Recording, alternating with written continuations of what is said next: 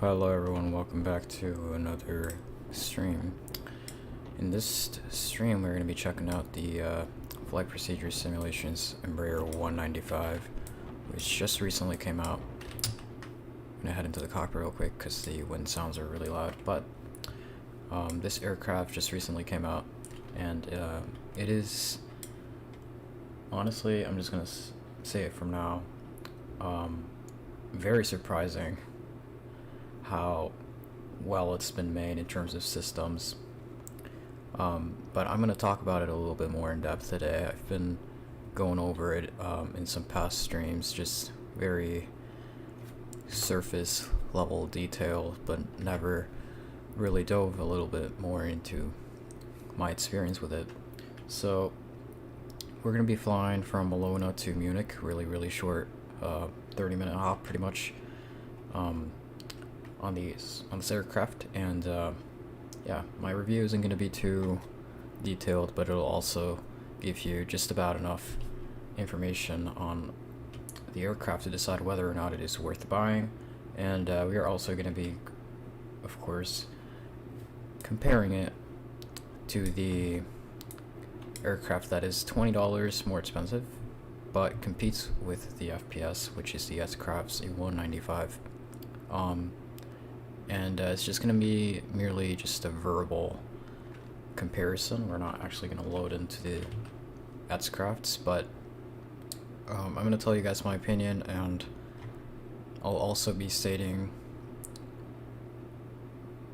facts, pretty much, or more valid opinions from other people who have this airplane and have compared it to the S-Crafts. But yeah, anyway, I'm going to show you guys the exterior model. Hopefully the wind doesn't block out my voice too much. But in terms of exterior modeling, it is quite solid. It's not the best we've seen, but it certainly is passable quality. Something I would definitely like to see improved is the engine model. It looks pretty solid, but it could obviously be better, and the resolution could also be better. Obviously some surface details on the wing, for example, this the reflections could be better, the PVR. The metal sometimes looks a little bit too bland in the air, but from the ground it looks fine, I'd say. And in terms of surface imperfections, it could obviously be much better. It's a little bit too clean for my liking, but that's just my personal preference. If you just go down here, take a look at the landing gear modeling, the hydraulic lines and all that stuff have been modeled, so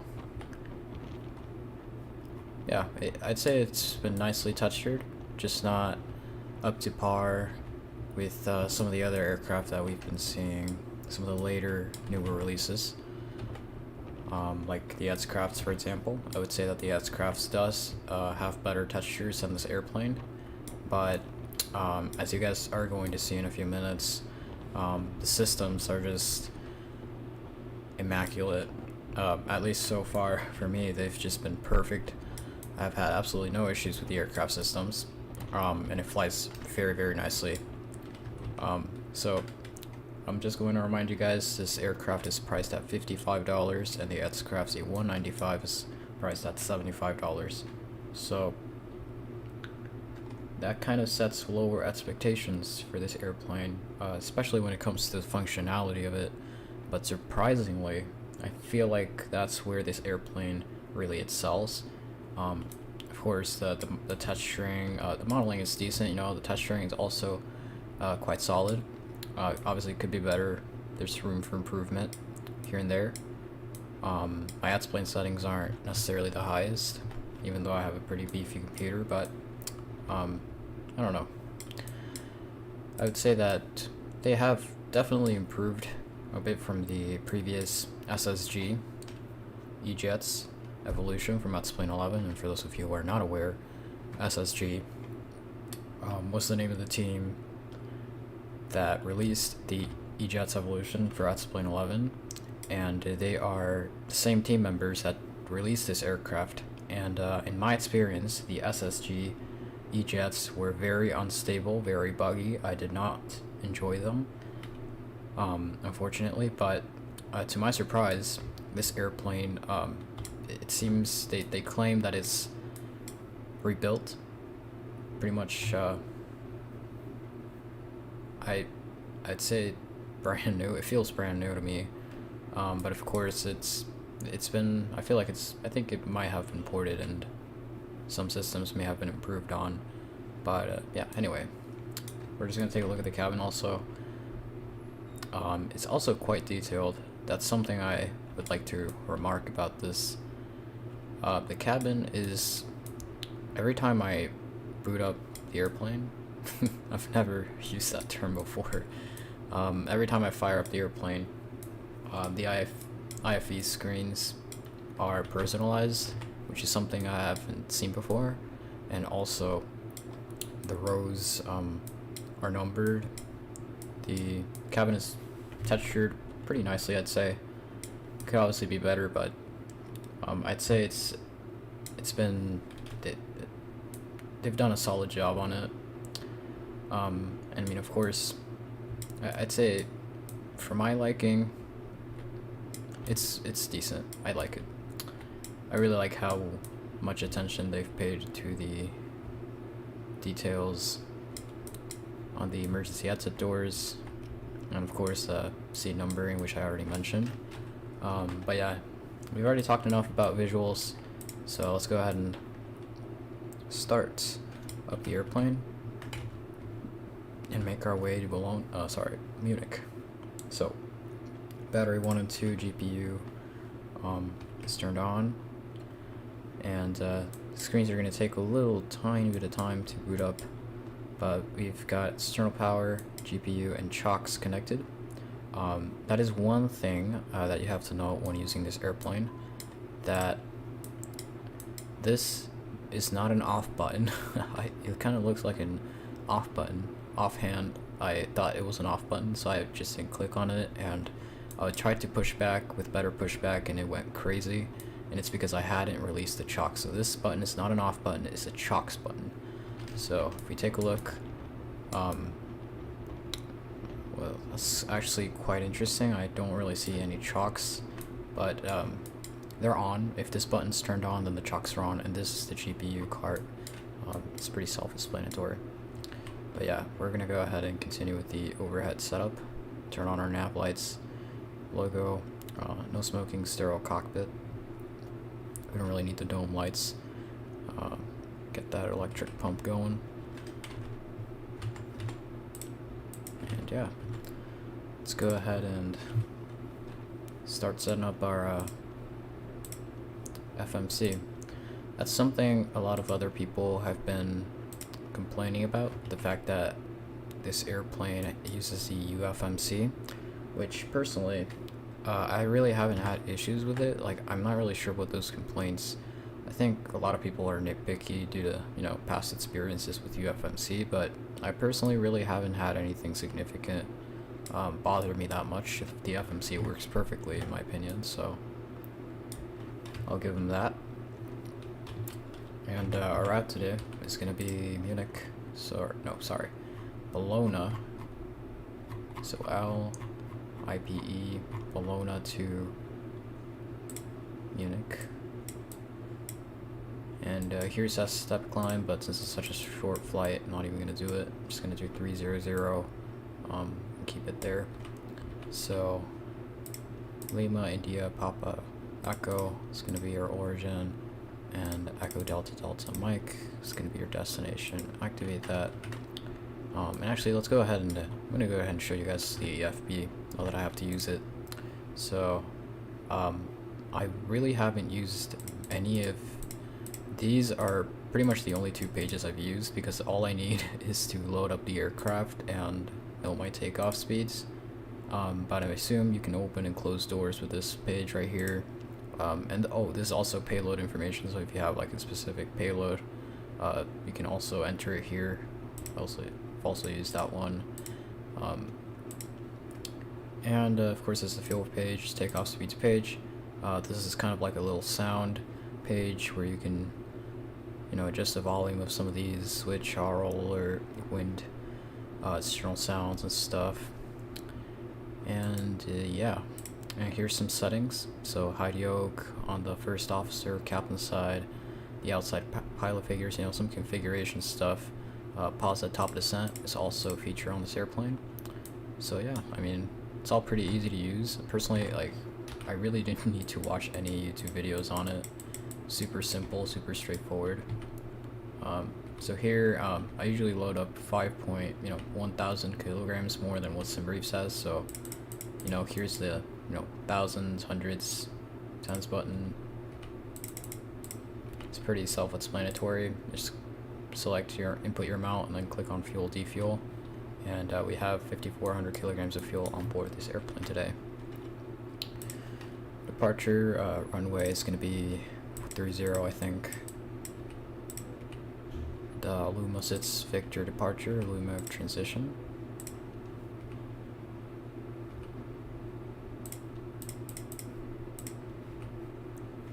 But the airways and all that.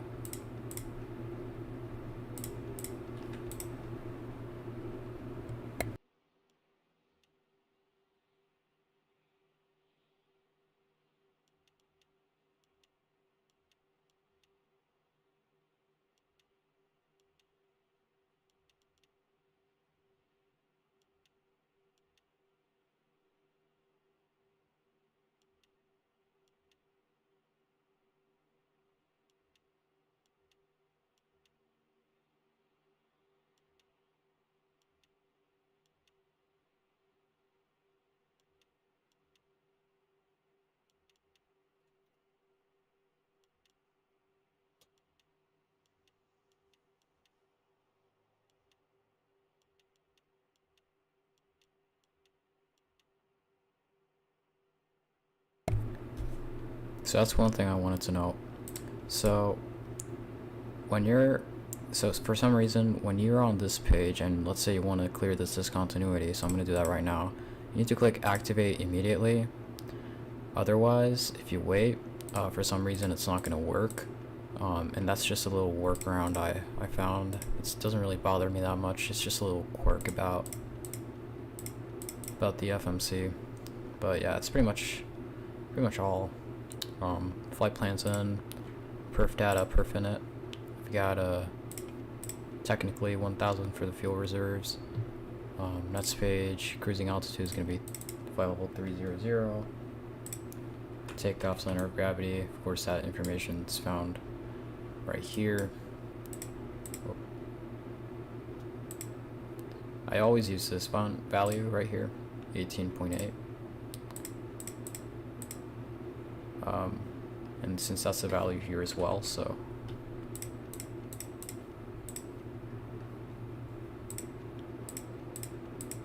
okay. So takeoff data set, pretty much just use the default thrust rating. No anti-ice, no flats. I never do flats. So that's the takeoff ref data. I use flaps 2 for departure usually, and for the V speeds, they're all here. They all change, the values all change dynamically, which is super nice in my opinion. If you own the SSG, you would remember that you would have to refer to, like, you would literally have to refer to QRH to get your V speeds, which would be a little bit annoying. But now we have this, which is very nice. So yeah, that's pretty much all for the flight plan programming. I haven't flown this plane in about a week, to be honest, so just making sure I've still got it. Nav and VNAV arm, pretty much that's all you have to do. Your flight director's on, obviously you can see it. I usually set my speed to the FMS, so you can see how it's magenta to indicate that it's like VNAV. I'm going to turn on the APU, so we're going to get pushing out of here pretty soon. And yeah, So we're looking at like something like a 7:05, 7:15 p.m. departure. It's currently, it says 58, so. But yeah.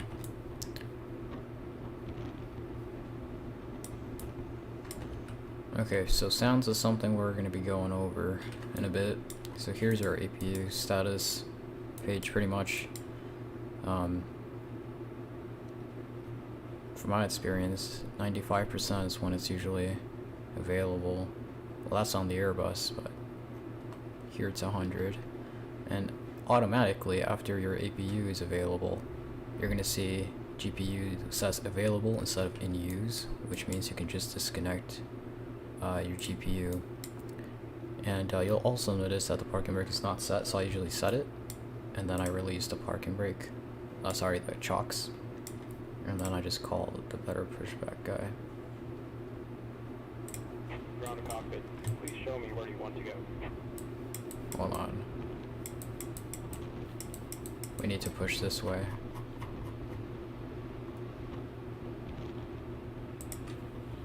Ground to cockpit. Tow is driving up. So yeah, we're completely on GPU power right now. Sorry, APU power. And as you can see, Air Dolomiti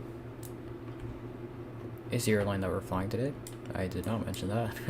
But you can see the IFE screens are personalized too, and the cabin is also personalized, so that's something really neat. I'm not really sure if they provide a paint kit for the cabin for painters, but that's what I imagine they do, because in pretty much every single livery that I've downloaded off the forums for this airplane, the paint kit does include a custom cabin.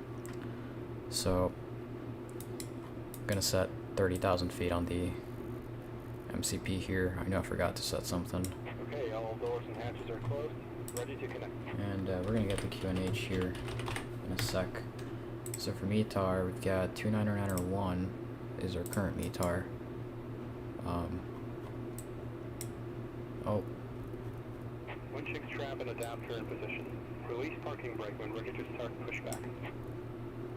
Okay, parking brake release. And you can see it's gonna, you'll notice it's gonna be like kind of like a different pushback truck. It's kind of cool. Bigger planes, you got bigger trucks. Here's like kind of like a smaller one.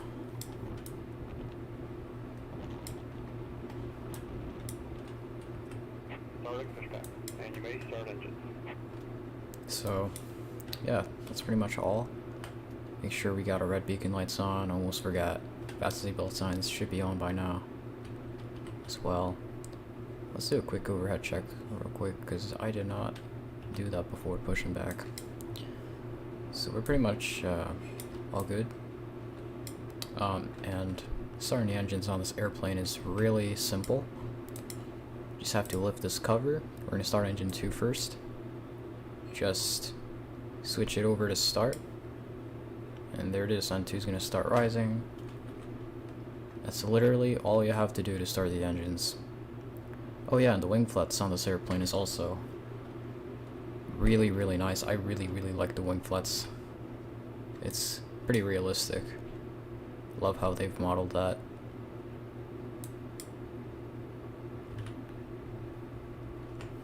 And this is version 1.1 of the aircraft, by the way, for those of you who do not know.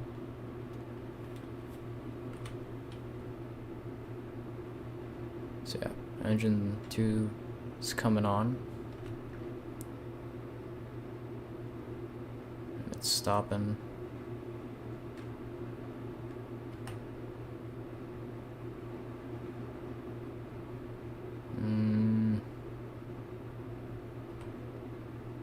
Is this another better pushback thing? Yep, seems like it. Guess we're gonna have to stop it manually. There's been times in which better pushbacks acted like this for other planes, so it's not necessarily an issue with this airplane, it's just better pushback being stupid. Complete. Set parking brake. Disconnecting tow. Stand by. So my engine 2's running. I'm gonna go ahead and start engine number 1.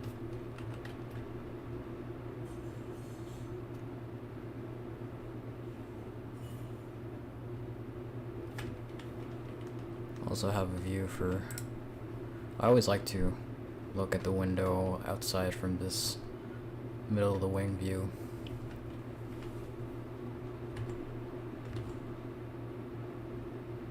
But you can barely hear any audio actually. I'm gonna turn that up. Just so that it's a little bit more Nose disconnected and audible. LIPE has been removed. Hand signal on the right. We'll see you next time and have a safe flight. Okay, well, turn that. There we go. So, both engines are running, so usually I set my brakes to RTO, nose lights on, which are my taxi lights, and I set my flaps. So 1, 2, and you can see them coming down right there. We're going to be checking out Short Final Designs Munich, by the way. So that scenery was just updated for X-Plane 12, and I am super excited to check it out. So we're going to go ahead and look up Bologna charts, because we're going to head on over to 3-0, though I'm pretty sure I could make it there without the chart, but it's good practice to have that open. Pretty sure it's this one. Maybe it is. Alright.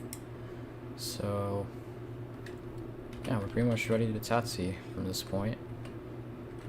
Make sure we shut off our APU. There's been times in which I've forgotten to do that. So, it's very important that you remember, of course. And our transponder is already set, so we don't have to worry about that.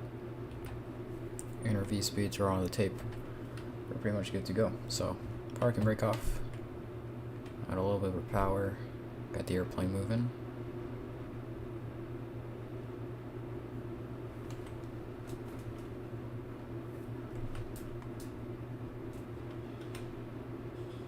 Get this thing back on the line.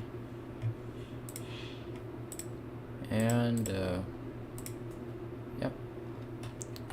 So far, as you can see, the systems are working really nicely.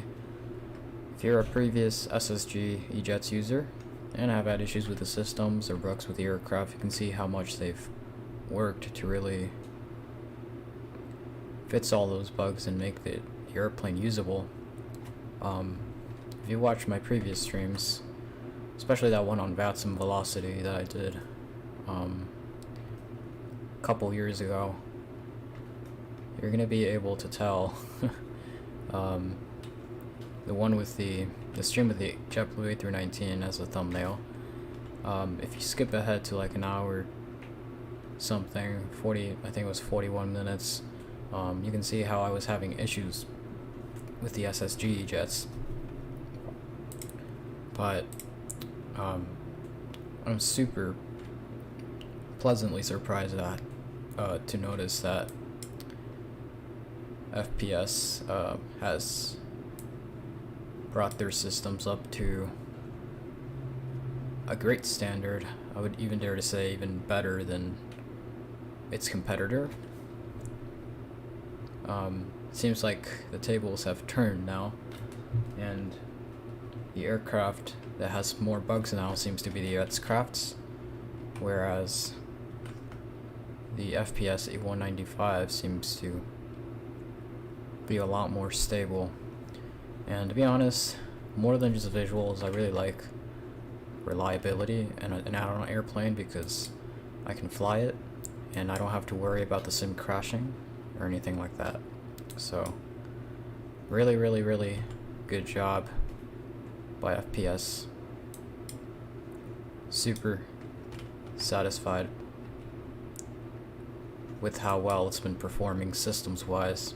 The depth of the systems also very good.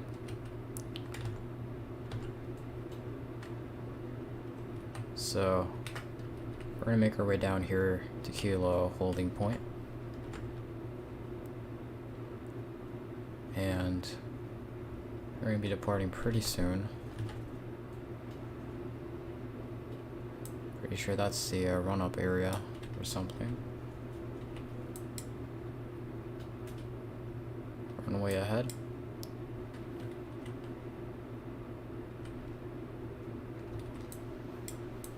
Alright, so sounds aren't great. I'm gonna be honest, sounds could definitely use some more work, but if you guys, honestly, this doesn't even apply to just sounds. I would say this applies to literally anything regarding anything you dislike about this airplane.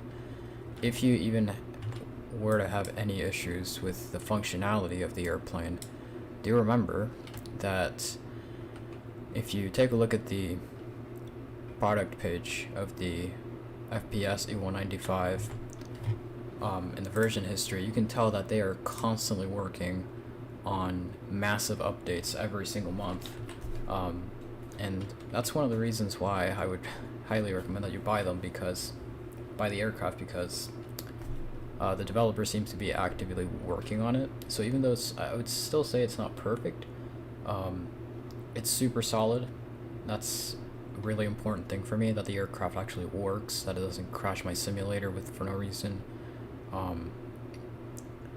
And it's not only solid, but it also has huge potential to overtake the S-crafts at such a low price point.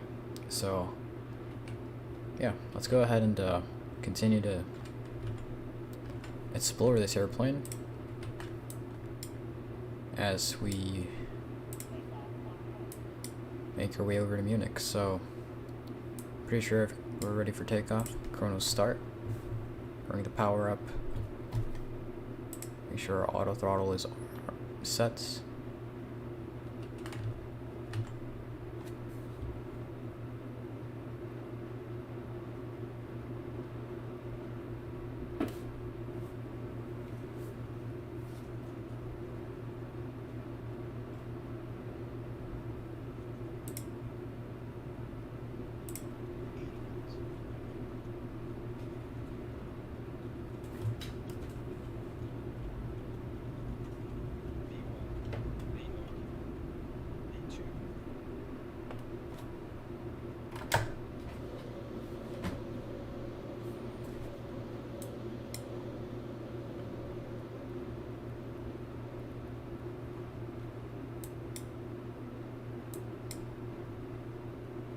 So as you guys can see, auto throttle took over the thrust there.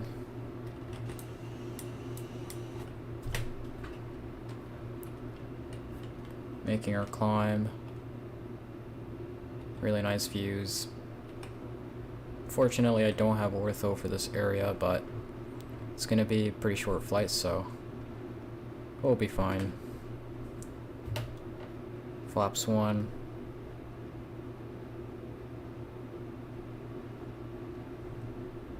Kind of lowering my climb rate. And flaps clean. We're gonna go ahead and turn on the autopilot. Oh. Okay. So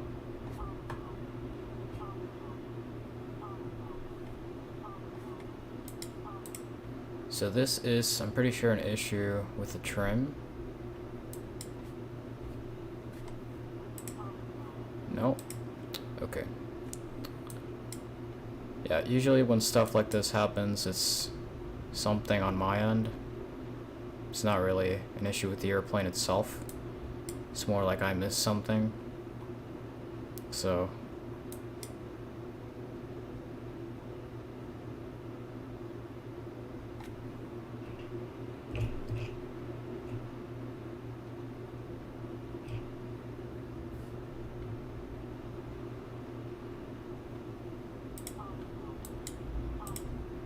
alright. So still trying to figure out what I did. Let's see, flight controls. Continue making that right turn.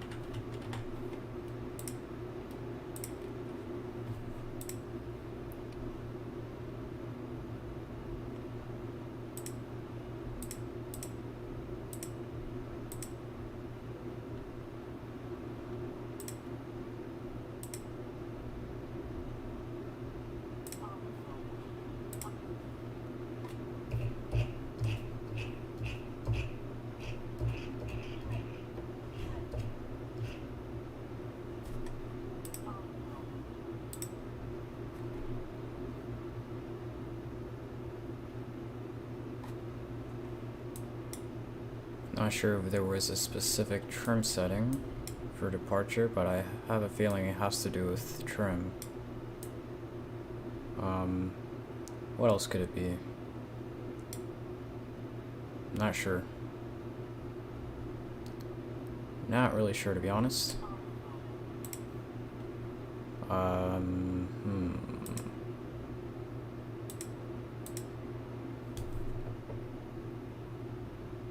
Lower our climb rate there a little bit.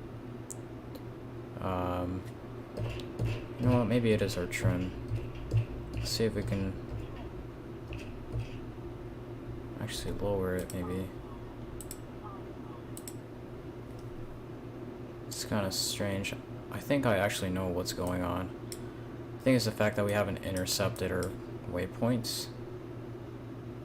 Okay, so what I'm gonna do is I'm gonna activate this, and I'm gonna engage the autopilot. Was it that? Nope.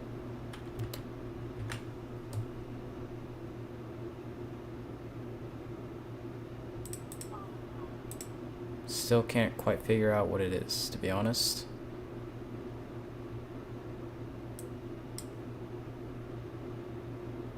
I feel like I maybe missed something really stupid, and that's why it's happening, but we'll figure it out. Yaw damper, so that's on, so it's not that.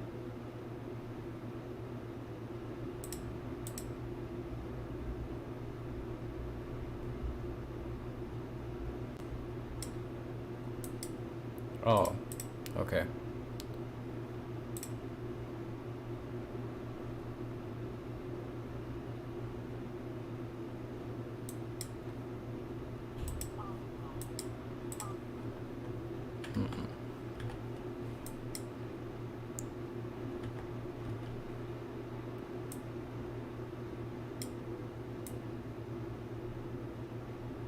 Okay.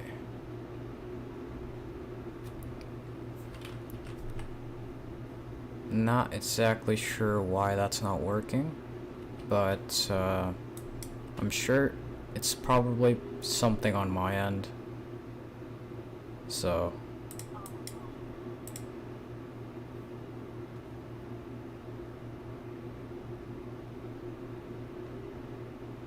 I'll try to maybe intercept. Maybe actually, I think let's try to get on the intercept heading and engage it. Nope. Okay. We're not that far away from the waypoint either way, so as soon as we hit it, we're gonna try to re-engage it. It's no big deal.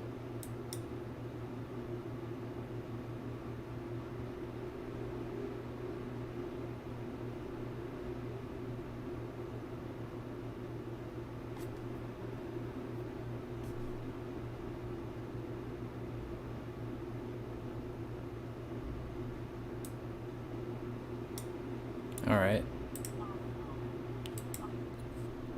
Apparently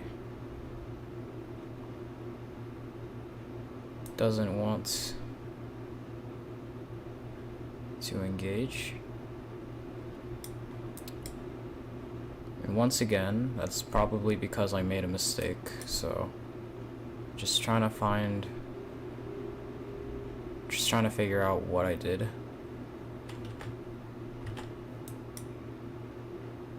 That the autopilot doesn't want to engage. So I've got VNav and LNav.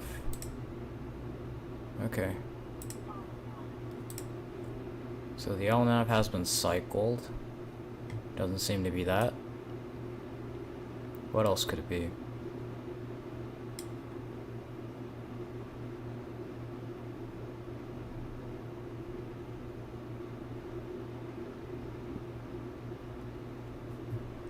Ah, I know what it is. Okay. So huge note. If you're flying the FPS E195 and you have a honeycomb yoke, you need to make sure that all your switches, avionics, alternator, bus 1, bus 2, avionics, are on. Otherwise, the autopilot will not turn on. So that is something that I forgot, but that's completely on me. And it had absolutely nothing to do with the airplane. It was just a hardware issue. So, yeah.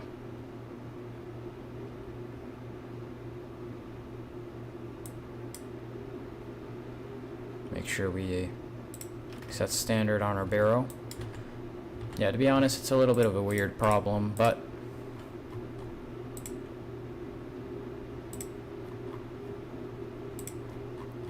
it's got nothing to do with the plane, really. It's a hardware thing.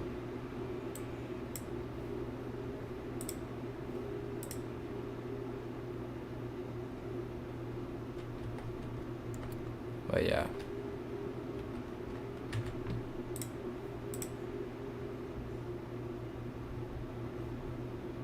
So once again, this aircraft, there's quirks like that which have really, I would say, have nothing to do with the aircraft itself, but something you just gotta watch for with your hardware. Just gotta make sure that you take care of those things before you fly. But this airplane is super reliable. I'm enjoying it a lot. There's Captain Lee in the chat. He streamed this airplane before, and he owns actually both the X-Craft and the FPS E195, and he can assure you that the systems on this aircraft are much better than the ones on the $75 X-Craft E-Jets, which is honestly a little bit mind-boggling, because the X-Craft does look a lot more visually appealing, but in terms of systems, it seems as if the tables turned with the reliability of the aircraft during flight. So yeah, to be honest, it isn't even about a budget anymore. I personally would say that if you're willing to take the risk and buy the X-Crafts, and you end up having issues like that, it's completely on you, because this airplane is, I would say, just about as reliable as the Tolus or the Zevo. So and that's actually a lot to say, given the fact that those are the two most reliable aircraft that I own, and they've never really ever in the 3 years that I've flown them crashed on me. So that is actually a lot to say, and should tell you how this airplane really is worth the purchase. And yeah, some people would argue that, just because it's lower price, maybe it's of lower quality. And in terms of sounds and texturing, I would technically agree. But in terms of systems, I don't think there's anything better in the market than what is offered here. So yeah, so Lee spent $115 on the X-Crafts, and he ended up regretting it. So don't be like Lee, just buy the FPS, 10 times better, and 10 times more reliable, I would say. And I've owned several different add-on aircraft that have crashed on me, and were a little more expensive than this airplane. So, and you don't even have to take my word for it. You can just buy it, and you'll see that I'm right about the reliability. And of course, if you actually end up having bugs and you report them to the FPS team, they're constantly at work updating the aircraft. They really, if you just check the version history on the X-Plane store, you can see that they periodically update it, and it is a very frequent thing that they do. They listen to feedback, and they pretty much have got you sorted in that regard. So, yeah.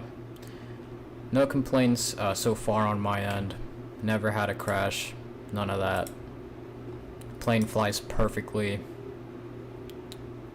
It's overall super enjoyable experience. The VNAV and the LNAV is also really nice. Very solid. Of course, there's room for improvement. Sounds could be better. No worse than the toolless default sounds, to be honest. You kind of get a similar similar product in terms of sounds with the toolless and the FPS. And I would say you would probably enjoy this airplane a lot more with the sound pack, but other than that, like, absolutely fantastic airplane. Very reliable, and even if you don't want like the E195 variant, FPS is working on an E170 variant, I'm pretty sure, and probably is going to be expanding into the fleet of Embraer aircraft. So yeah, it's super easy to use as well. The EFB is extremely practical. There isn't too much to it. I'm pretty sure, I'm positive actually, that you could easily install this airplane and use the EFB, figure out how to use the EFB without using any tutorials, without watching any tutorials, and you'll do perfectly.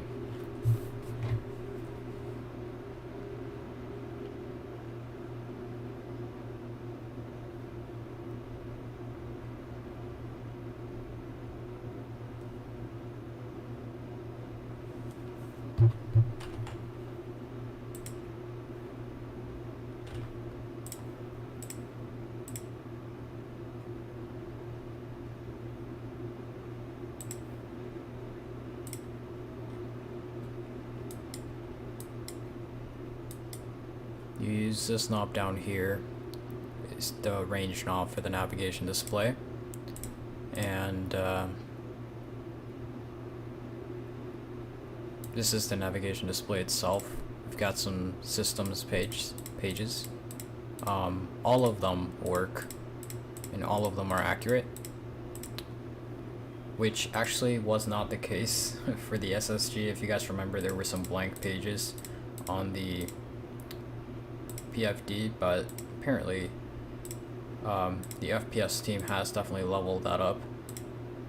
I honestly don't use pretty much any of them except maybe the flight control one and maybe fuel if I really have to check. They're all used occasionally, I imagine, but yeah, it all works pretty much perfectly. Super solid. Nothing to really complain about. So if you're considering buying it, are unsure because it seems as if the X-Craft's $20 more expensive, maybe I'm gonna get something better if I pay $20 more. Lee in the chat says don't buy the X-Crafts, just go for the FPS. And if you don't want an E195 variant, FPS is working on an E170 variant, and I imagine at least they're probably going to expand into the other Embraer variants as well. So highly recommended. Lower price, you're getting really good value for your money, and the airplane, as you can see, the systems are super reliable. Nothing that really affects my flight experience to a certain degree.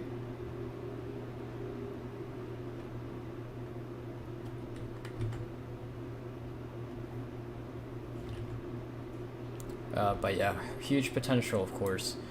The aircraft isn't perfect in terms of, I'd say, sounds, and maybe the touchscreen could also be better, but insane potential, absolutely. Fly with Rev, welcome. Thank you for coming along. Highly appreciate you coming here, checking out the stream. So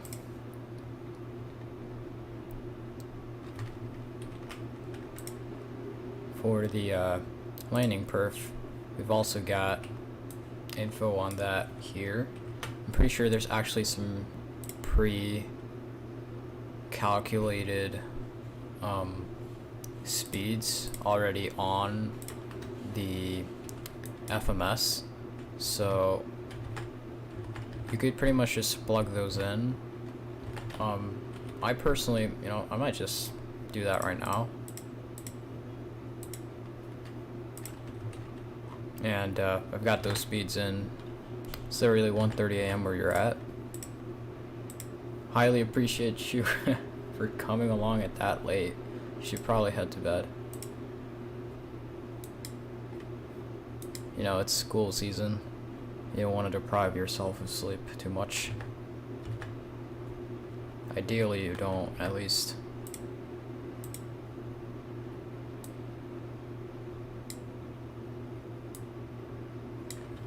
So yeah, beautiful mountains coming into the German area. Or at least I think we're near the German area. We're gonna have to check the map. I think we're over Austria, maybe. Let's wait for this map to load. And we are... Nope, we're still over Italy. But we will fly over... Wait a minute. Are we over Italy? Yes, we are over Italy. So we will be flying over a part of Austria. But yeah, we're not in Austria yet. We're still flying over Italy, I think. I could be wrong. Maybe I've crossed the Austrian border by this point. Because here it says Bern, and that's Switzerland. There's Zurich right there. Still on summer break, so why not? I've already started. It's been a pain for me.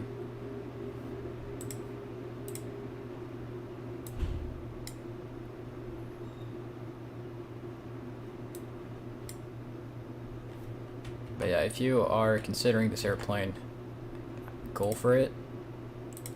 Especially if you are previous SSG Jets owner, you get a 20% discount on the purchase of the E195. So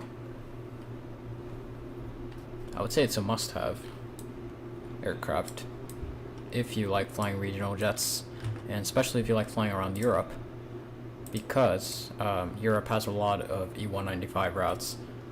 And America has some with Breeze Airways, and that is the only E195 route, carrier in America. But there's other Embraer aircraft in America, and FPS is expanding into their fleet, so they're expanding their fleet. So I would personally expect them to release some more aircraft of such nature, such as this one. Not really sure why I worded it like that.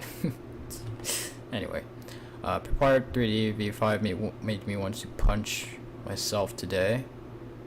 CTD on final approach into Heathrow after 6 hour. Oh man, that sucks. I absolutely hate that.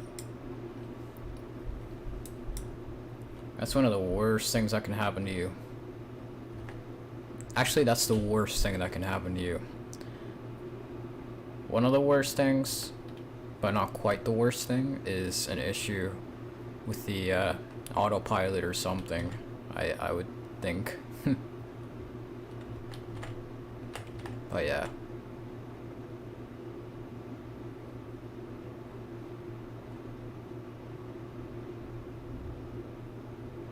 Might get some ice cream right now. Give me 2 minutes.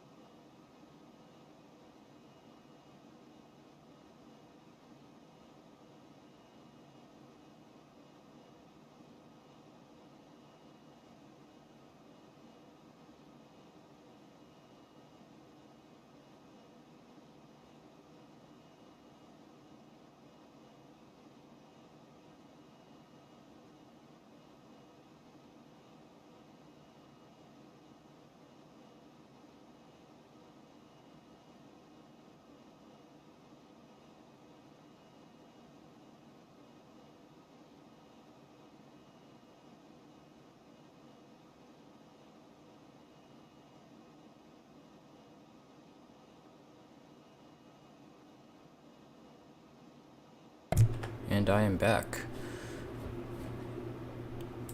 Annoyed? Yeah. That stuff is annoying, to be honest. CTDs are the worst thing that can happen to you during your flight. There is nothing that can change my mind. Because, like, really, it's the only thing that can completely ruin your flight. Because an autopilot problem or an engine problem doesn't really ruin your flight. You can just divert or land, you know.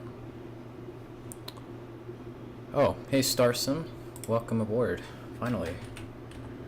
I don't think you've ever caught one of my streams before.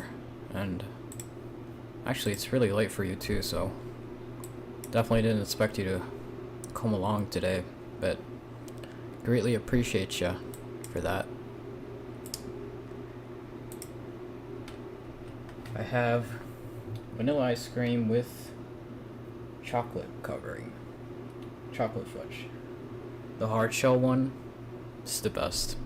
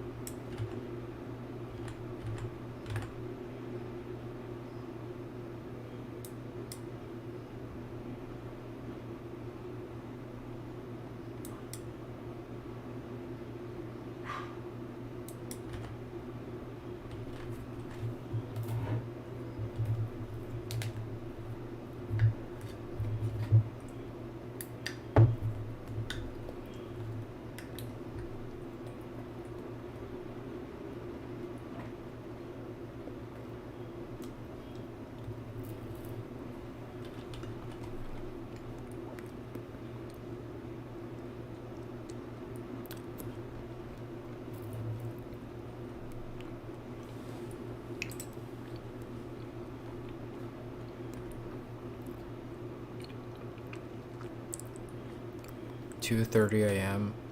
That's like afternoon after a can of Monster Energy. Man, what are you doing drinking energy drinks that late?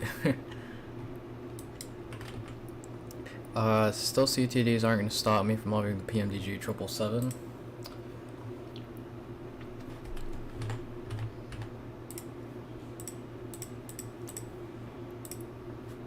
How often does that happen? Cause like, I don't think I've ever heard of anyone else that has had issues with the PMDG 777 the same way you're having issues with it.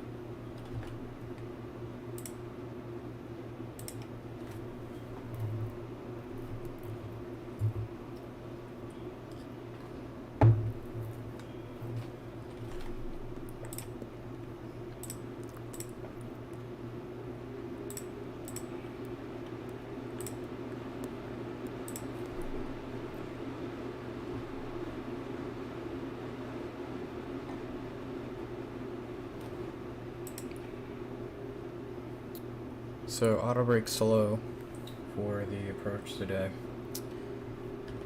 It's gonna be a pretty long runway, so don't expect to need that much.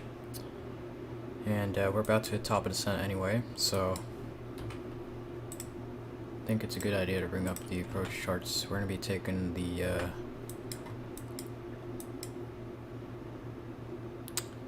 Betos. No, they're here.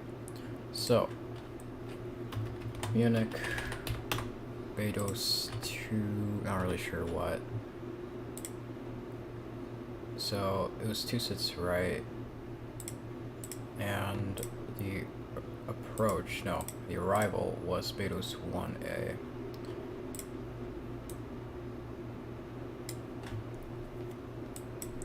So this plane actually holds altitude constraints the way it should. But personally, I would still, like, if you're approaching a certain airport, I would still it's probably a good idea to manually set some of the airspeeds. Altitude wise, I think you'd be fine, but airspeed wise, maybe it's better to go managed. No, sorry, selected. Or maybe it's the other way around, not really sure. But you get what I mean.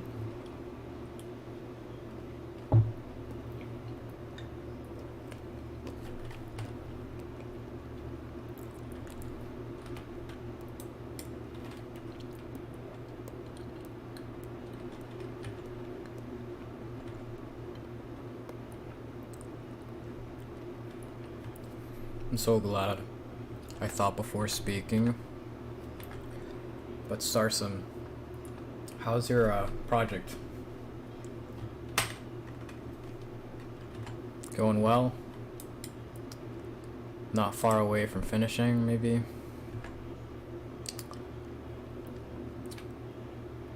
Aerosoft, when was the last update for... Actually, I'm curious if devs update their products for P3D that often, because Cielo Sim Jacksonville, I'm pretty sure hasn't been updated in nearly 10 years. And, like, I'm not really sure, like, how much updating is required for an add-on to work well. Like, I don't know. I wouldn't know anything about that, because I really can't judge P3D. I don't know how stable it is.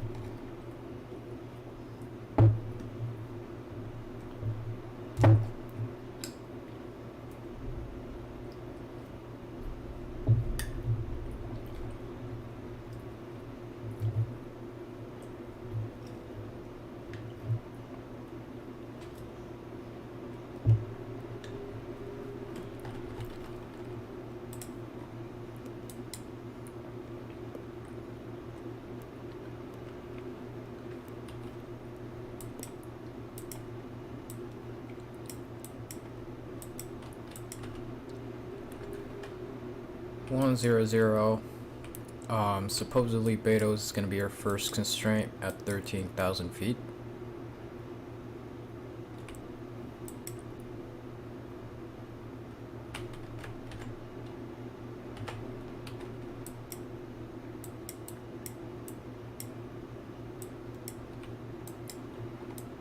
Let's actually take a look. Let's lower the range. Betos. Okay. So we're not gonna go over the runway, we're gonna fly perpendicular to it and then kind of align ourselves.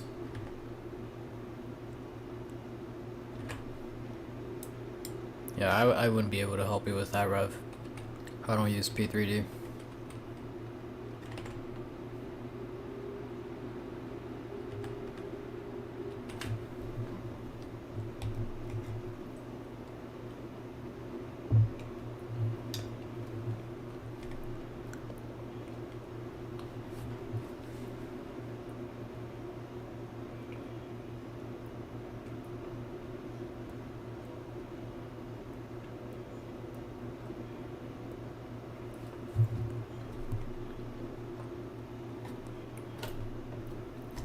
Let's see if the speed brakes work today.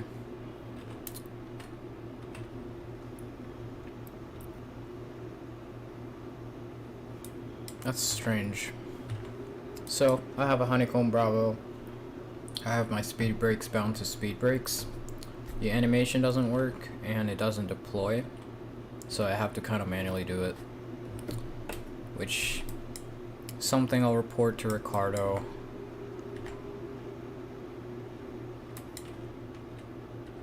Oh.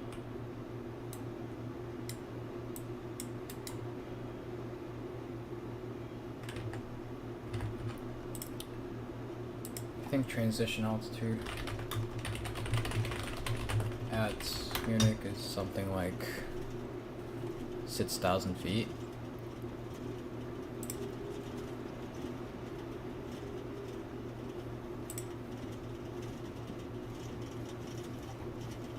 $5,000 feet.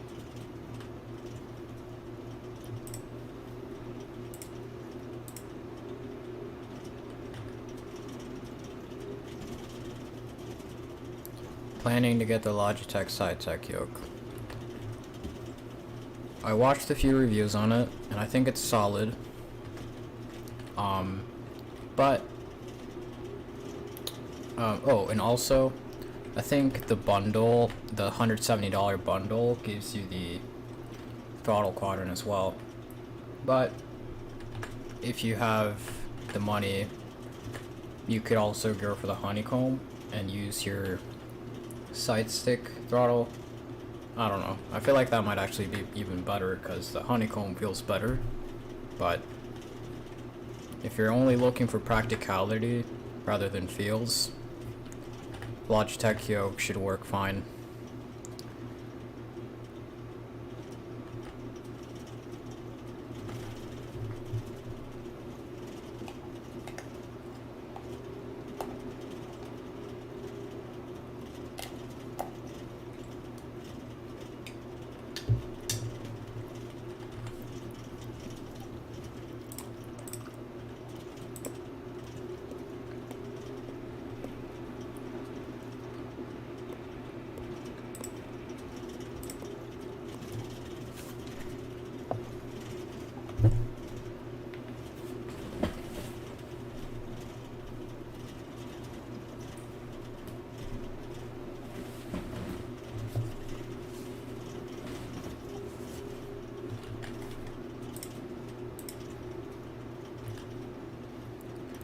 Planning to grind a lot in September. It's good.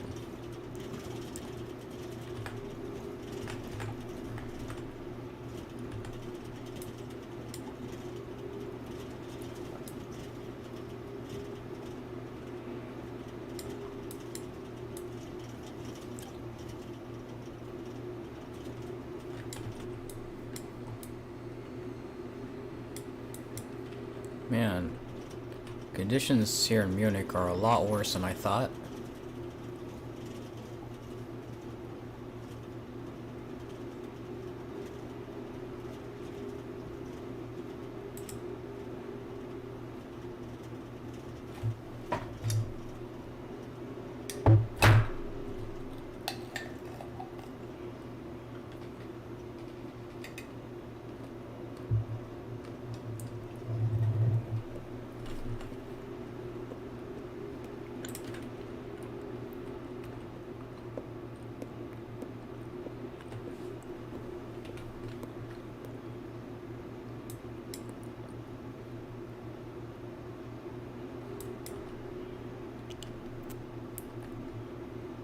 Yeah, the SideTech yoke only moves 45 degrees. That's something you need to know.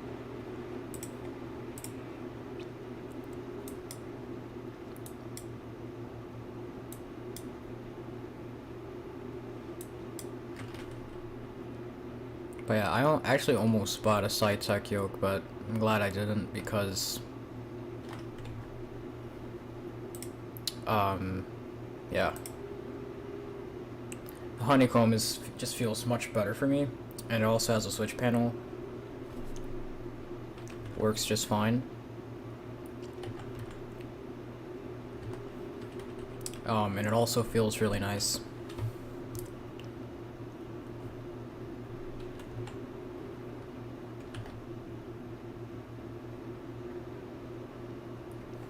Oh, and honeycomb support is also super nice too. There was a time in which I had an issue with my yoke. It was just kind of, I can't really remember exactly what it was, but I think the sensors or something were twitchy. So I sent the yoke to them and they sent me a brand new replacement unit. So again, really good customer support, in my opinion.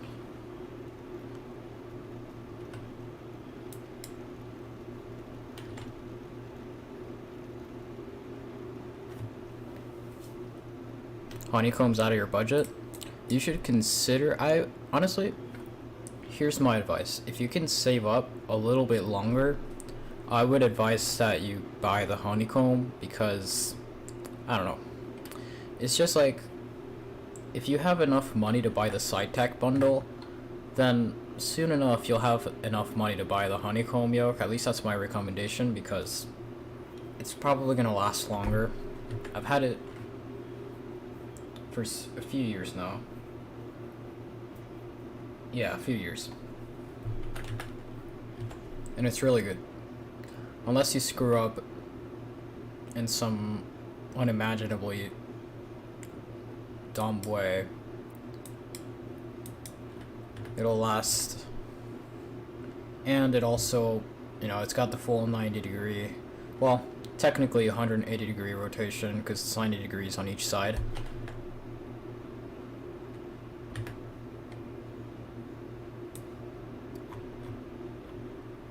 And that is Munich right there.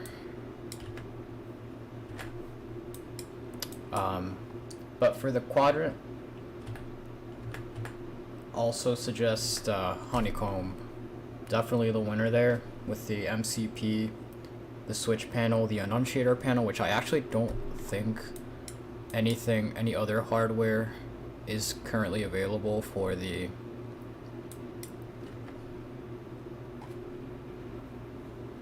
annunciator panel. Oh, never mind. I think Logitech actually has one, but it's kind of like mediocre. Kind of has like a master caution.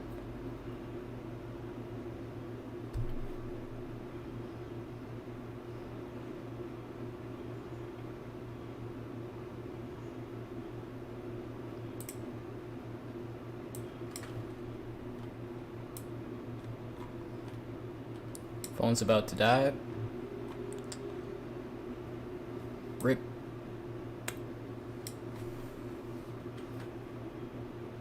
Not really sure why it's...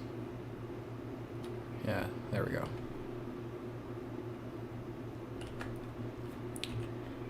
Yeah, honestly, secondhand also, like, that's also a good option.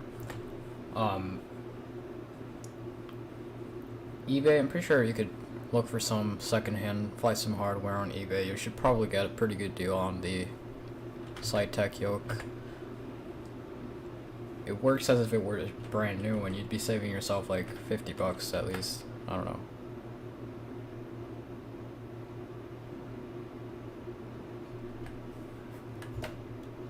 Oh. Yeah, that's fine. We'll just pull out the speed brakes. Not really sure why they're not deploying though, but the speed is dropping. There we go.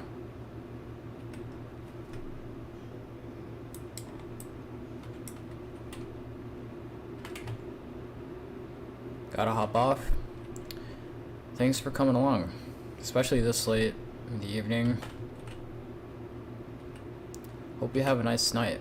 Yep. Hope to see you again next time as well.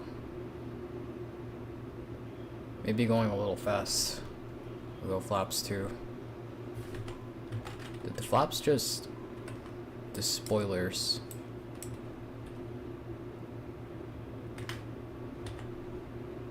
Am I using auto ortho? I am not using auto ortho. And I'm probably not really gonna use it. Like, I don't know. It's not something I've been considering.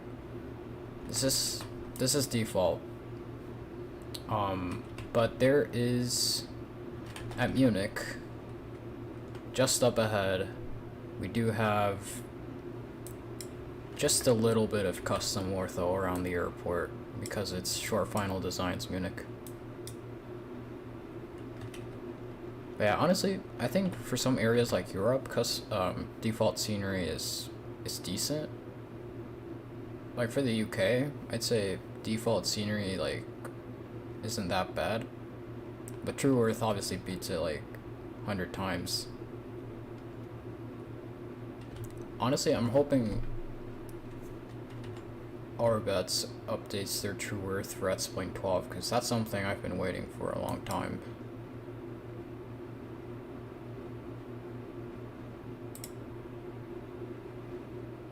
Okay, localize your glide slope. Let's get the radio frequency. 2 sits right, 108.7. Oh, that's already in there. Okay.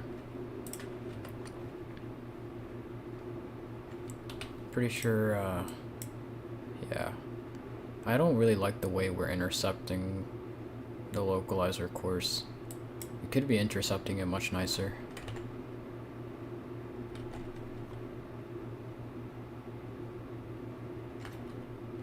Okay, there we go. Now we're making a little bit more of a... Getting way too close to the stall speed right there. I think it's maybe because of the wind.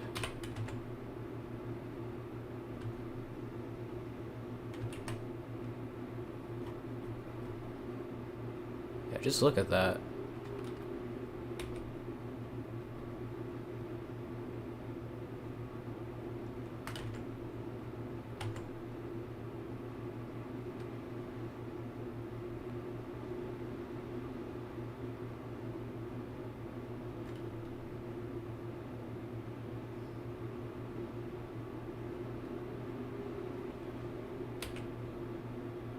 It's so interesting to see how the airplane's going about the wind right now.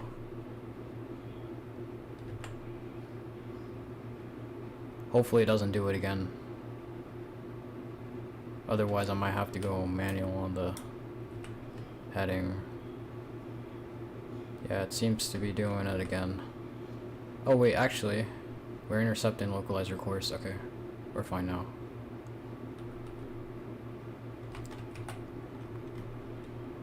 We're on the lock course, and I think we are a little bit too high. Yep. Okay. So, no, it was vertical speed. Pretty sure. Oh.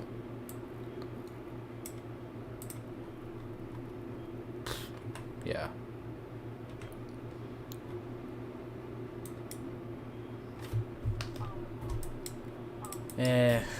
Yeah. No, way too high. We were way too high. I honestly don't think...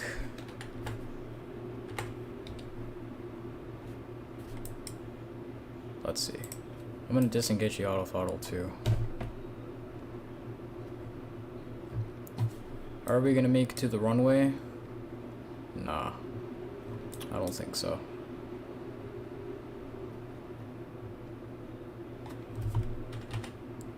Took way too long for this thing to intercept the localizer course. Might as well just go around at this point.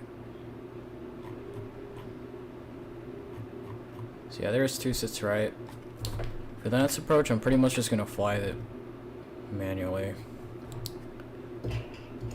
It's trimmed up way too much. I'm trying to lower the pitch trim. Do something reasonable. It's up at 4.2.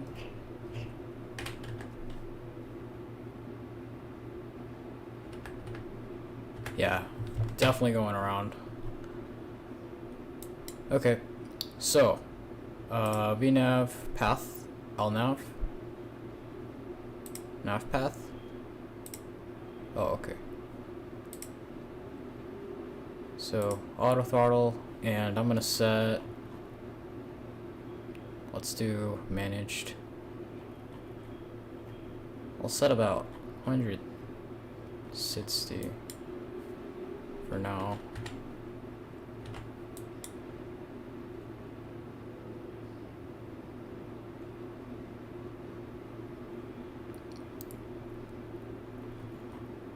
I'll do 3,500 for the go around altitude.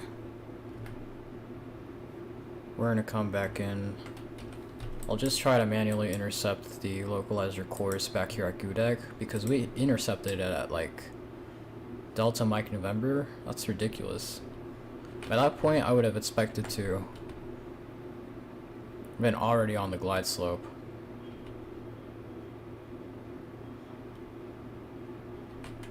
Yeah, Lee, thing is, it intercepted it just fine last time, so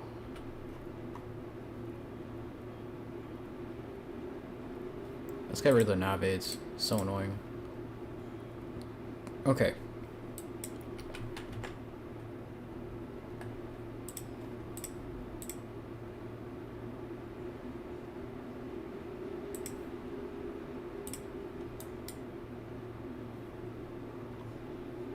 Let's bring our speed up to 100 and actually let's do 200 feet. Sorry, knots. Just rejoin with a different device? Well, we're going around, so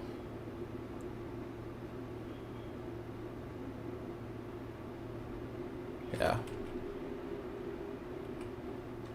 Let's go a little higher. Let's go 5,000.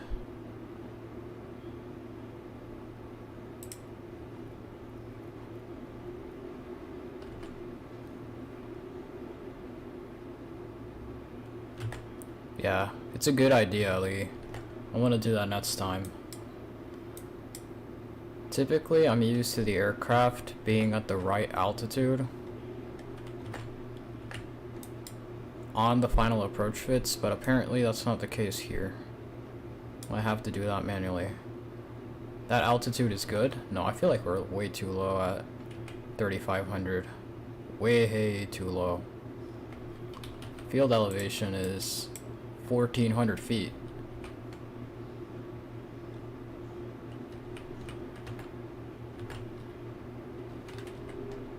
Don't want to be that low.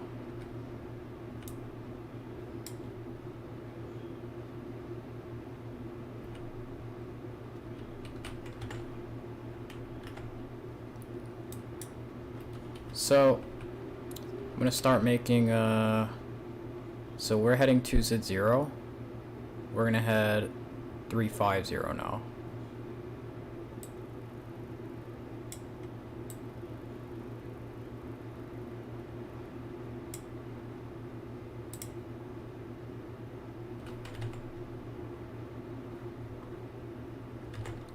Vertical speed close to capturing localizer on the tool list? You're missing out. Just kidding.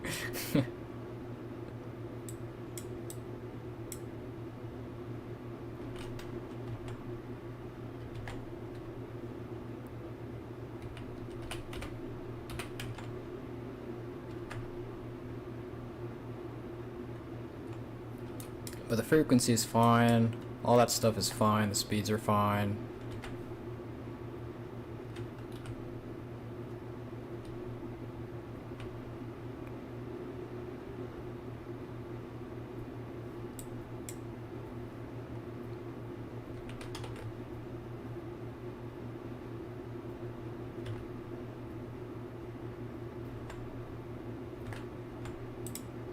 But yeah, lesson learned. Manual approach on the FPS E195. I'll note that. But to be honest, I think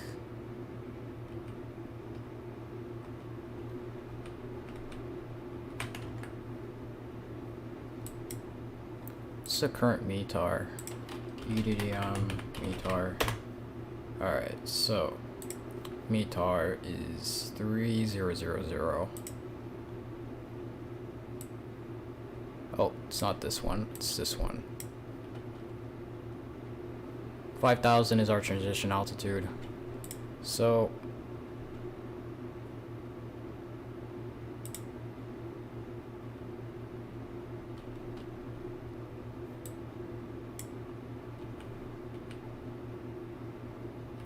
$45 on the heading. 45, 45, 45.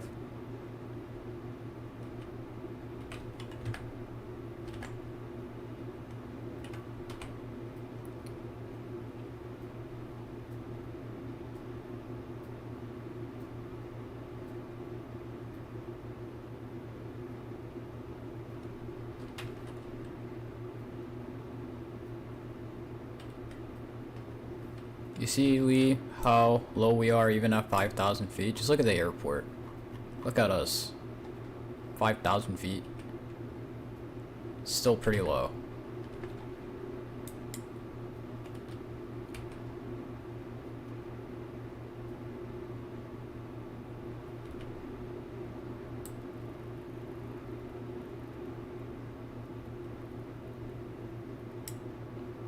Roughly 83 degrees.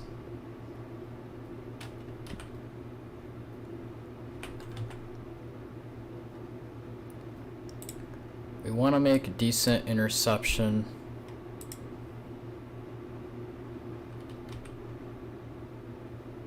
Back into the localizer course, because the interception we made earlier, literally halfway in, was absurd. That's because you're so far from the airport? Well, I think this is a pretty reasonable distance for a go-around.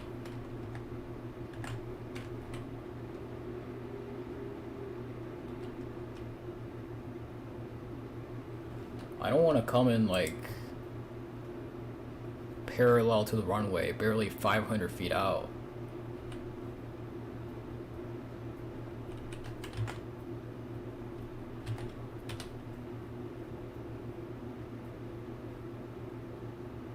I'll make some minimal corrections to the heading here, just so that we don't come at it straight perpendicularly, but more of a wide turn.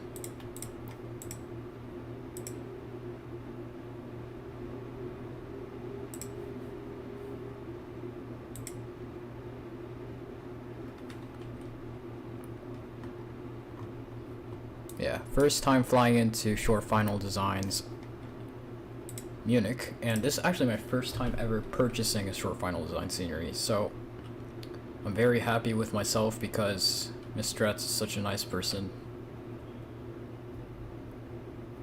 He's made so many contributions to the community, and I'm finally giving back to him in a way. I do a 7.5 mile pattern around the airport when I do a go around.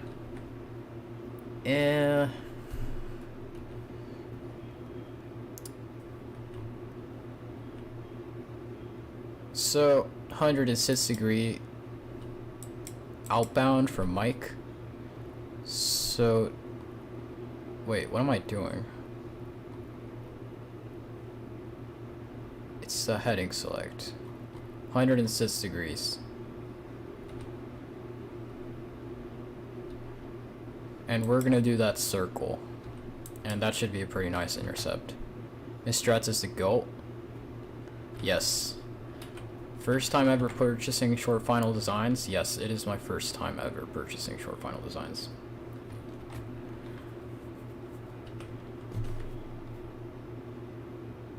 Five-mile patterns? Wait. 5-mile patterns on a Cessna? There's no way they're... You're probably talking about Airbus A321s.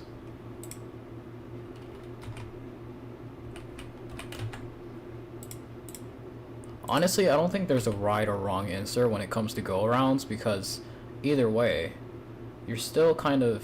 Well, unless it's absurdly far or ridiculously close.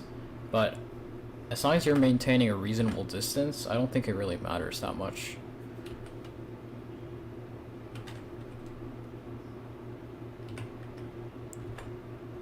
Five-mile patterns in a 737.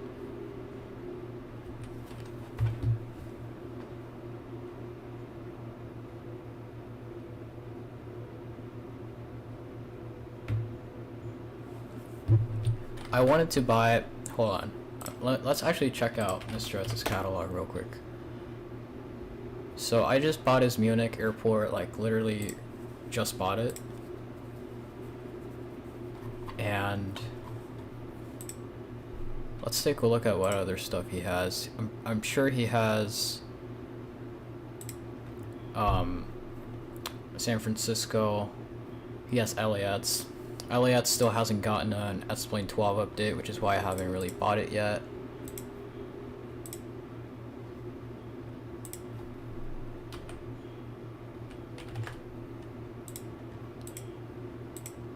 Though honestly, I don't really mind if it has an S-Plane 12 update or not, to be honest.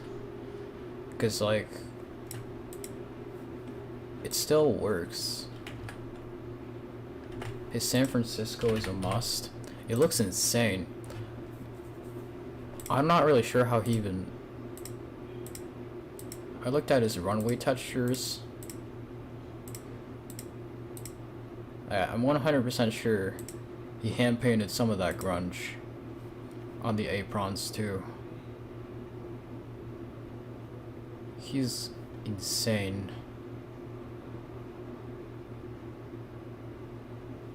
I'm not really sure. I wonder how well what he's working on right now.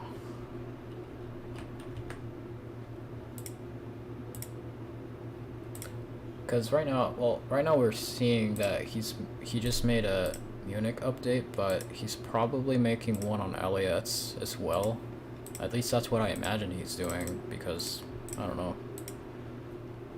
And then maybe he'll try to rework his Albuquerque or something like that. I don't know. I'm gonna lower the speed to 160. Or let's go 140 actually.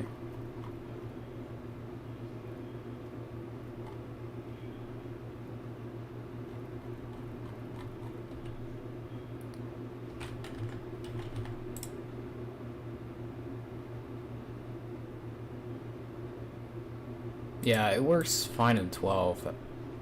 I'm not too picky about that, but I'm just waiting for his update, because this S-Plane 12 version will be much better with the weather effects.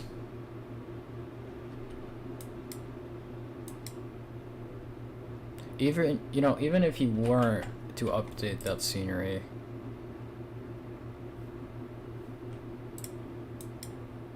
which I highly doubt he won't, because if he updated Munich,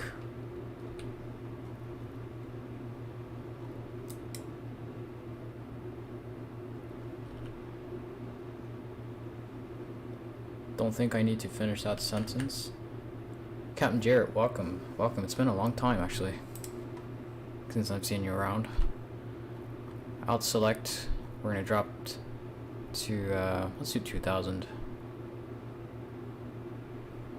And vertical speed. Down. Just make sure we start dropping that speed as well. Let's go, hold on, 132. 127 I think was the approach speed. Why is it so high right now?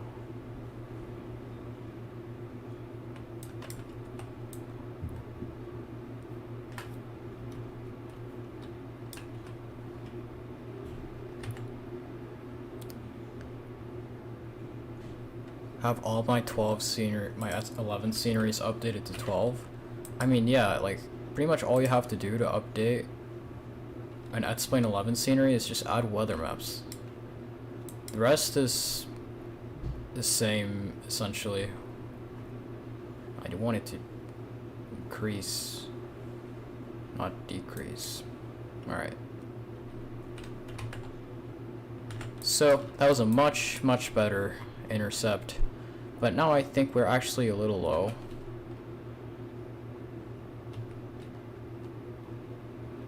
You know what, let's do 3000 instead.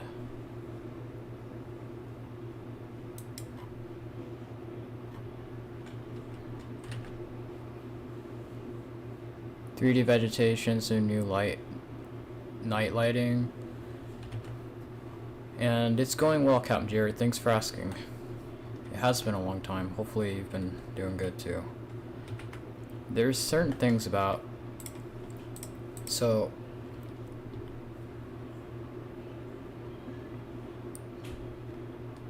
right now, we have pretty much the only developers that are currently active in terms of scenery are probably... actually, Aerosoft counts because they just released Marseille for S-Plane, So technically they count.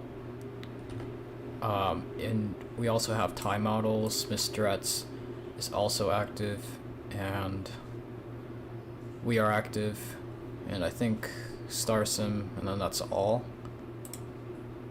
And Scoder. And Vertical Sim did some X-Wing 12 updates to some of his products, but he's not currently working on any X-Wing 12 projects, I think. So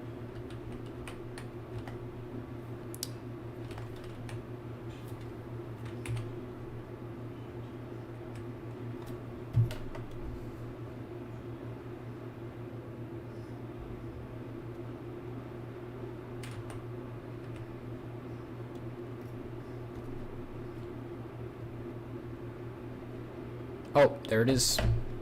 Lights look live, gears coming down, finally. Still a scenery developer? Yes, we released 3 more sceneries.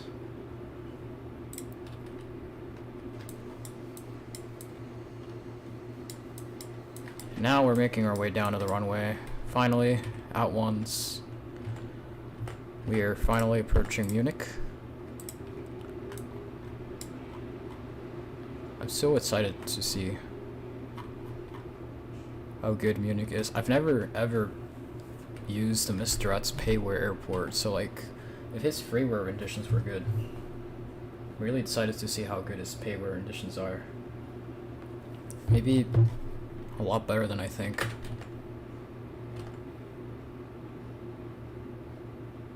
Alright, 1,000 feet. Autopilot's coming off. Pretty much going to maintain the same similar descent rate.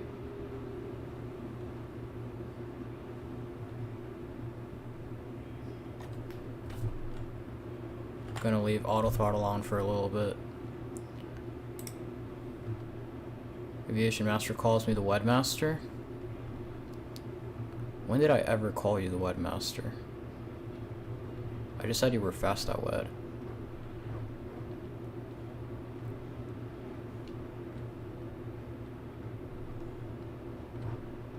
Man.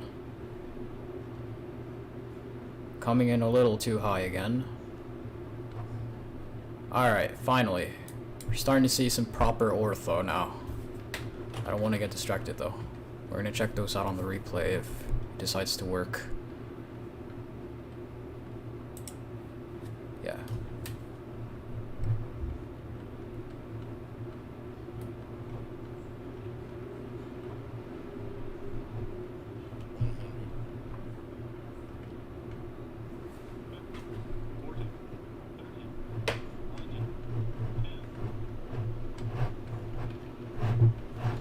Oh, that was smooth. Reverse thrust. Right on the center.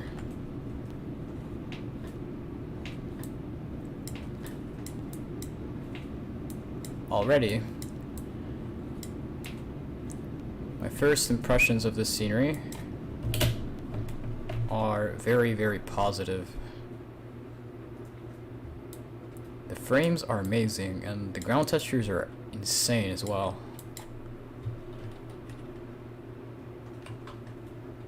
Welcome to Munich.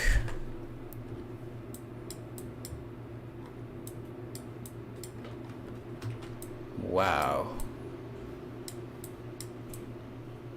I love how optimized it feels.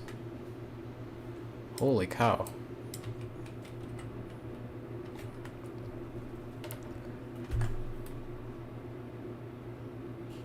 Replay and Nets playing work? Impossible?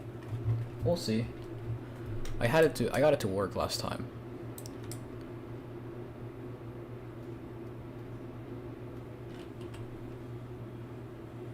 And I'm gonna turn all of those off, leave the nose lights on. Wow. Wow.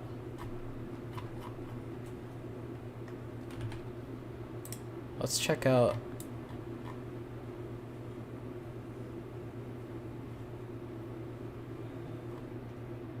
some of those terminals.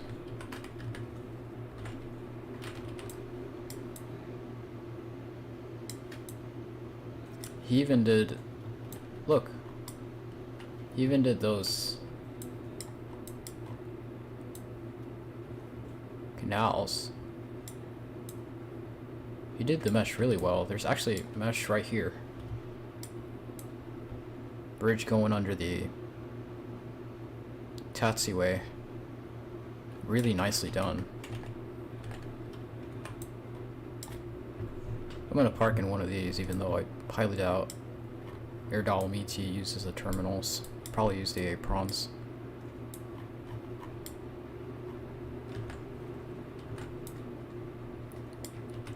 Yeah, let's take a look. Volanta, ooh, 93. 93 FPM. 93 feet per minute at 170 knots. Right on the landing zone. ANA. Oh my gosh, dude! You know what? You know what we should do? We should do a long haul from Munich. I kind of wanted to fly to Heathrow, but like a long haul from Munich sounds very good. Very fun. I don't know. We could also fly to Heathrow and just leave the long haul to Munich for another day. But yeah, we're gonna park in one of these aprons. Probably that one right there. A little easier.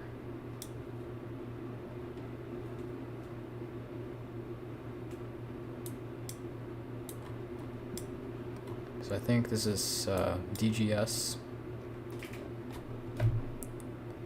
Not really sure if it's SAM or AutoGate. I think it might be SAM. Docking guidance system. So it's, yeah, maybe it is. 10 meters.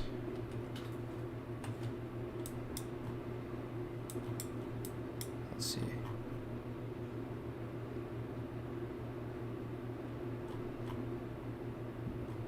Four, three, two, one,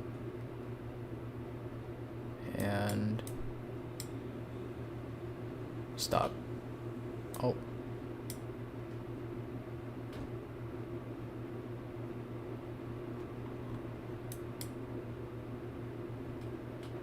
Okay.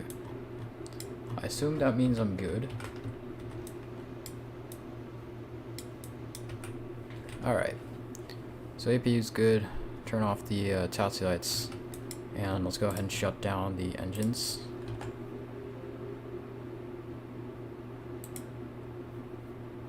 There we go. So, welcome Munich, red beacon off, and the gate should come in, I think.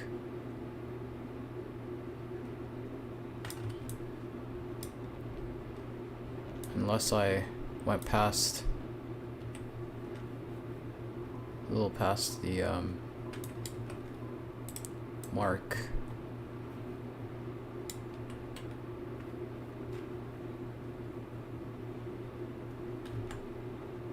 I've flown Munich to San Francisco in real life a few years ago in case you want to stay in Miss Threat's territory.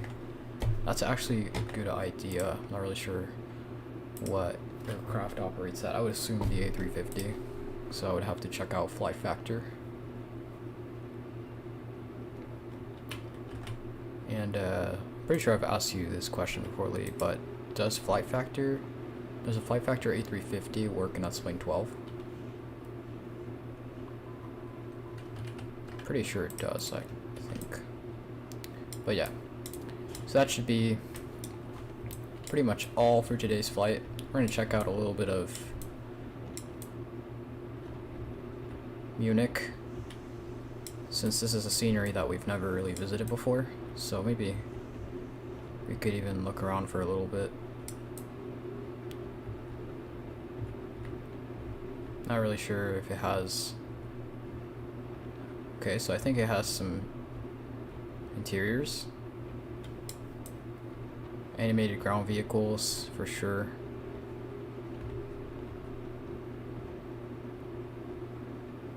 The ground textures look very nice.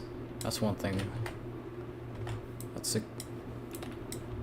a remark I'd like to make.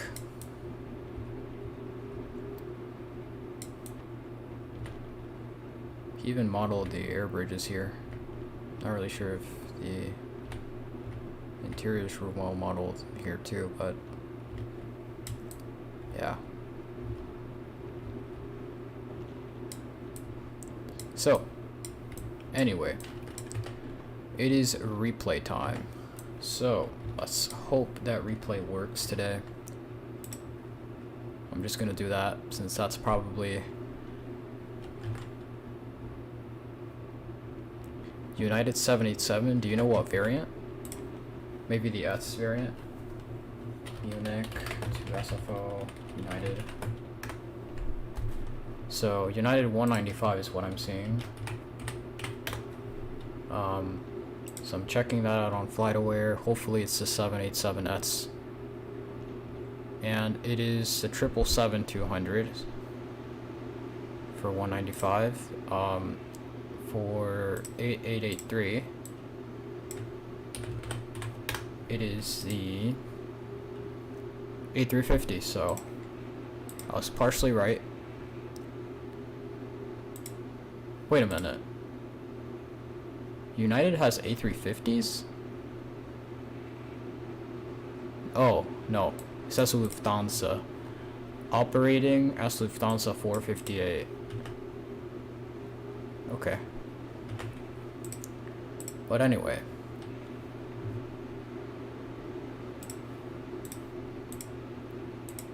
Let's go ahead and see what other routes. 8883. We already looked at that one. Okay. So I think this is a good time to take screenshots or look at those wing views. But first one we always do is the runway view, so we're gonna do that one first. I really like the asphalt texture on the shoulders.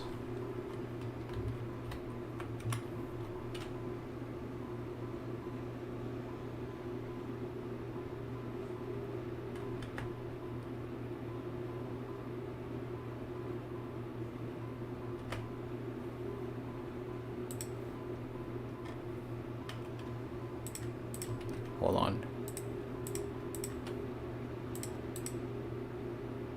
Okay. Let's take a look at the tower view, maybe. And then we're probably gonna look at the window view. That one's much nicer.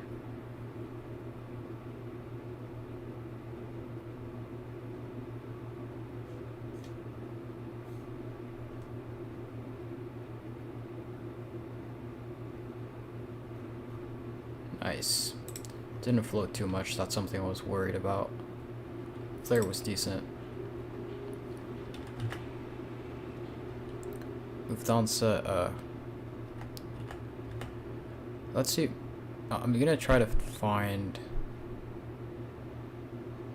a day in which United operated the Munich to San Francisco route on the 787 or the 767, because then we could fly flight factor on either the 767 or the A350.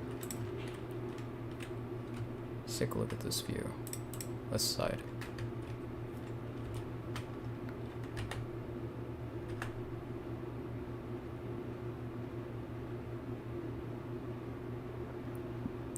I wonder where he got this ortho.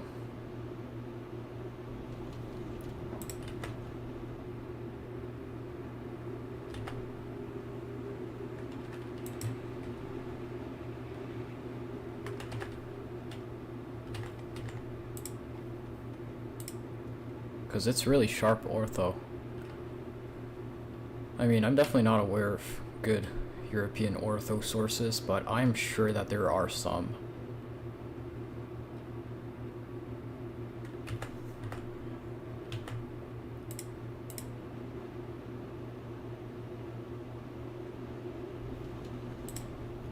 Appreciate it. I really did like this landing. Save for the fact that we had to go around, but it was worth it.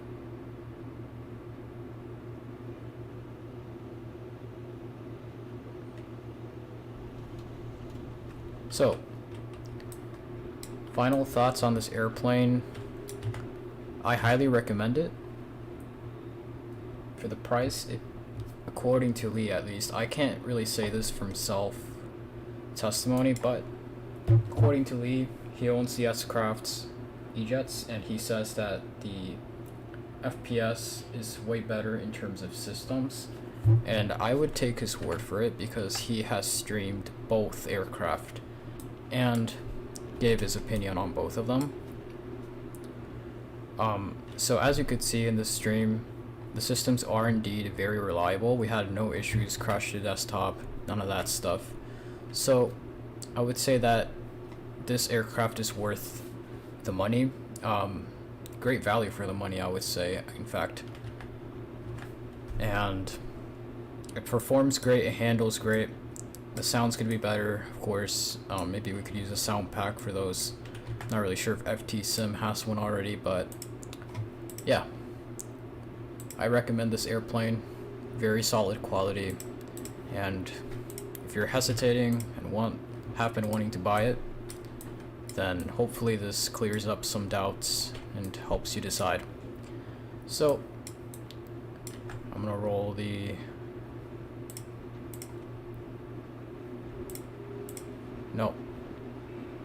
this one. So thank you all for coming to the stream, checking it out, and I really appreciate your time and for joining me on this flight. It was really fun. We got to check out some cool views and scenery, and we got to fly this airplane, which if you haven't picked up already, highly recommend that you do. So yeah, if you'd like some more reviews on it, I might stream it again, or you could also check out Q8 Pilot's stream or Captain Lee's stream. Both really good reviews. They say a little bit more. I'd say Q8 Pilot's stream was very in-depth, so I would recommend you check out his as well. So yeah, that should be all for today.